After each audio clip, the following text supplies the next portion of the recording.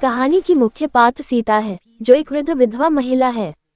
उसके 3 बेटे हैं, कैलाश, नारायण और बिरजू। सीता का पति मर चुका है और उसके जीवन का आधार उसके बेटे और उनका परिवार है। कहानी का केंद्रीय मुद्दा सीता की देखभाल और उसके भोजन की व्यवस्था को लेकर है, जिसे तीनों बेटे आपस में बांटना चाहते हैं। पति की मृत्यु के बाद सीता को पहले तीनों बेटों के घर पर एक महीने के लिए खाना मिलता था। ये व्यवस्था कुछ समय तक चली, लेकिन बेटों और बहुओं को ये बोझ लगने लगा। बहुओं में अक्सर सीता को लेकर किचकिच होती रहती थी। वे सीता को ताने मारती और उसे उपेक्षित महसूस कराती।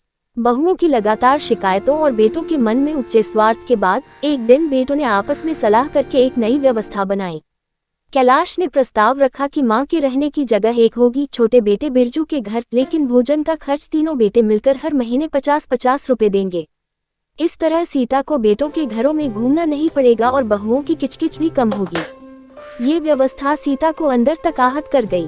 उसे लगा कि अब उसे बेटों के घरों में भी पराया महसूस कराया जा रहा है और वह सिर्फ उनके दिए गए पैसों पर आश्रित हो गई है।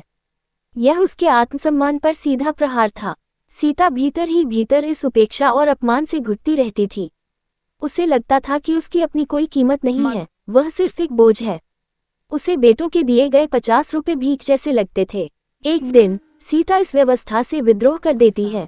उसे एहसास होता है कि जब धरती अपने अक्ष पर बिना किसी की परवाह किए घूम सकती है, तो वह भी अपने जीवन में बदलाव ला सकती है और किसी पर आश्रित नहीं रहेगी। वह अब किसी पर बोझ नहीं बनना चाहती। वह ये तय करती है कि अब वह अपना रास्ता खुद चुनेगी। वह चुपचाप आधी रात को घर छोड़कर चली जाती है ताकि उसे किसी के टुकड़ों पर आश्रित न रहना पड़े। कहानी का अंत इस आत्मनिर्णय के साथ होता है कि सीता अपना शेष जीवन स्वयं की शर्तों पर जिएगी, चाहे इसके लिए उसे कितनी भी कठिनाइयों का सामना करना पड़े।